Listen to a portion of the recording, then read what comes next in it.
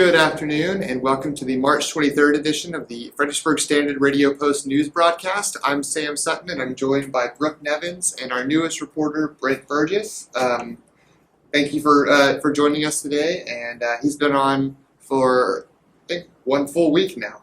One week today. Yeah. How's your first week been? It's been a lot of fun. Y'all are actually pretty cool people. Cool. we met the standard. So we'll just get right into it. First thing we'll talk about is, I guess, the biggest news, which is on the front page this week, was the Fredericksburg ISD meeting. Brooke, do you want to tell us a little bit about that?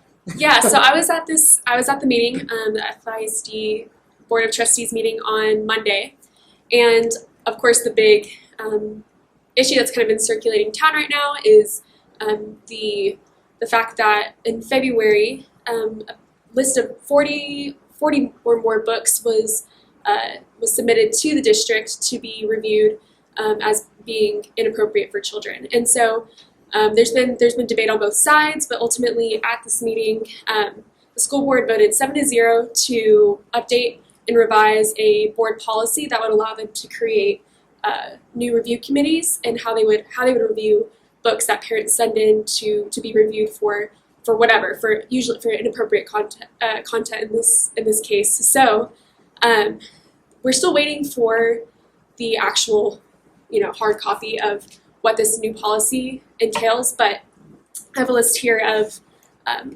what Dr. Joe Rodriguez, superintendent, entailed during the meeting of what some of these policy changes would be. So that would be, let's see. So books were removed 3 to 4 weeks ago. I think that's important to say.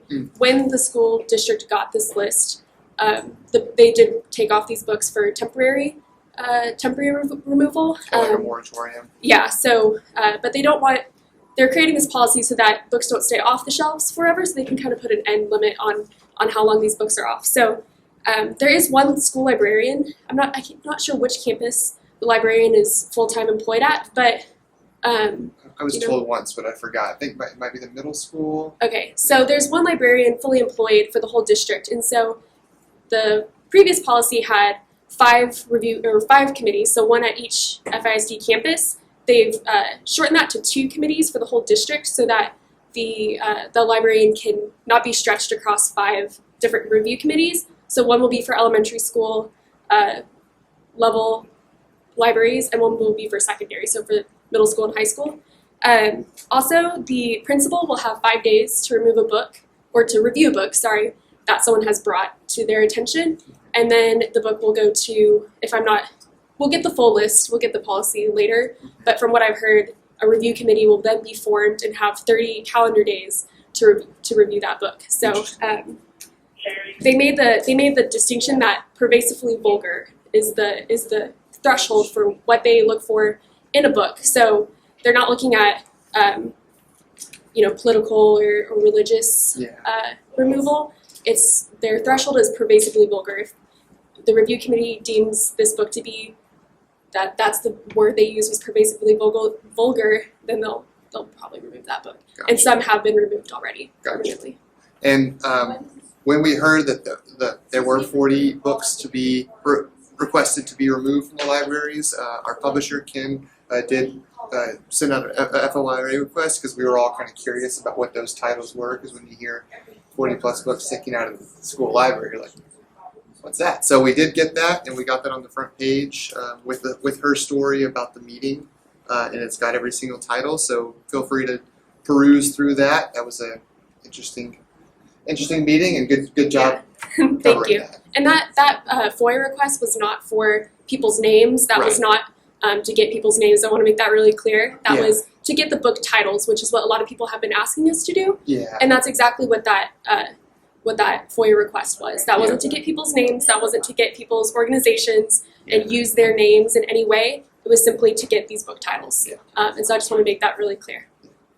All right, and moving on to a much more interesting and more fun topic, you got to interview someone who is working in Poland, working with refugees from Ukraine. Yeah, so it's such a, obviously it's such a weighty situation in the world right now, but we've been able to locate someone who graduated 2 years below me from FHS, Katya Walker. She is currently at school in Poland at a university there, and she has a first-hand view into the refugee crisis.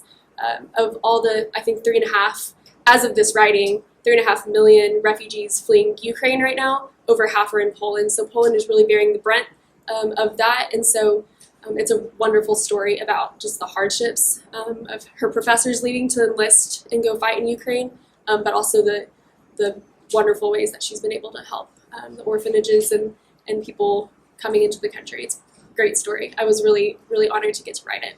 You did a good job on that. It starts on page 1 on the bottom right or bottom left here and goes to page 3. So check that out. It was a really neat story, and it's cool to see some local people working this crisis. Yeah. The next thing I wanted to talk about was the short-term rental regulations that were approved unanimously on Monday during Monday's Fredericksburg City Council meeting. Those regulations and a story about those regulations start on page 1 of the newspaper as well. It's got a little bit of what was discussed from the March 7 meeting and from the previous Monday, March 21st meeting. And if you want to see all of those regulations, you can. It's on www.fbgtx.org, and that's the City of Fredericksburg's website. We just got a news release today that was posted on their website, so go ahead and check those out if you're curious as to what those new regs entail. They're all there for you. Next, I want to talk a little bit about you and about the first few things that you've got to do here, starting with Gold's Barber. You did a really good job on that. That's on page 6. Do you want to tell us a little bit about that story?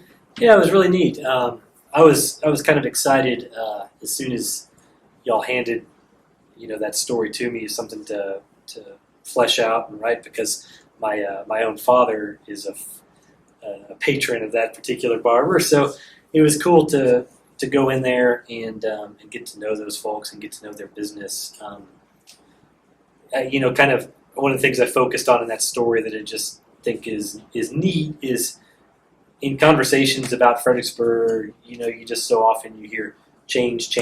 Everything's changing, and that's just one business that has just barely changed, if changed at all, since it started, decades ago. And I think that's what people love about it is this old-time barber feel where you go in there and you can just talk about how the crops are growing and how the weather's doing and all the things that you'd expect to talk about in the barber shop. And that's what they're there to do.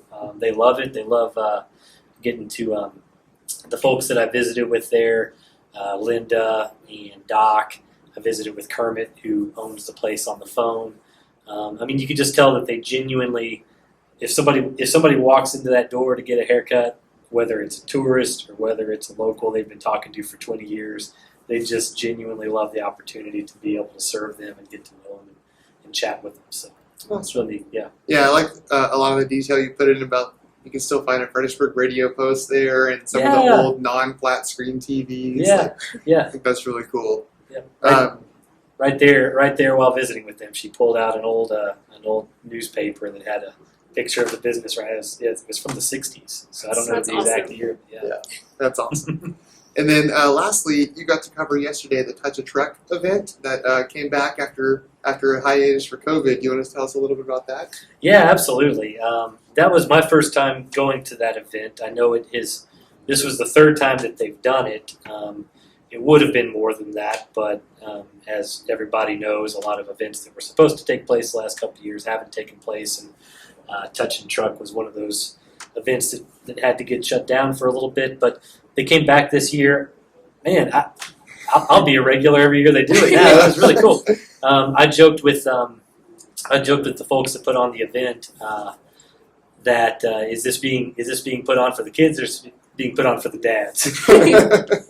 Because very cool. Yeah, I don't know anybody who doesn't want to go see a big fire truck or see one of those garbage trucks pick up a trash can and dump it, or the number of cool things that they do. But it was about a lot more than just the trucks. I mean, that was kind of the title of the event and a neat thing for the kids. But there were police out there, shaking hands and giving things away. The municipal employees, They were out there doing the demonstrations and talking to people, playing games with the kids. There was a lot more than just, here's a cool truck. There was a real sense that the employees of this city were really loving the opportunity to engage with the community on a social level and be involved in that. And it just had a real warm feel to it. Kids and families running around everywhere. It was a really, really neat event to be at. Cool. Yeah, and there's a video which you've probably seen some B-roll running through this talk, but we've just created a B-roll with a video with some of his footage, and that's on our YouTube channel along with this video and our Facebook page. So check that out and look out for next week's edition with some more photos of that event. I think that's all that we got for you this week. Reed Graff, who typically joins us, is not here today. He's out on assignment covering some sporting events. So he's got a lot of stuff coming up this week's paper. So keep an eye out on that. Not just Fredericksburg High School and Harbor sports, but there's some other things going on, like a Texas Hell Week bicycle race going on from Sunday to I think next Saturday. And there's 3 races each day for that. Range from about 30 miles all the way up to 90 miles. So check that out, and then he'll have some pictures from a half marathon on tomorrow, which I'll be running in, and that goes from Marktplatz up through Crabapple and back. So keep a lookout for results and photos from those events. And yeah, he's doing a good job. Everyone's doing a good job here. So, and thank you guys for always watching and reading our stuff. Once again, I'm Sam Sutton, joined by Brooke Nevins and Britt Burgess. Thank you so much.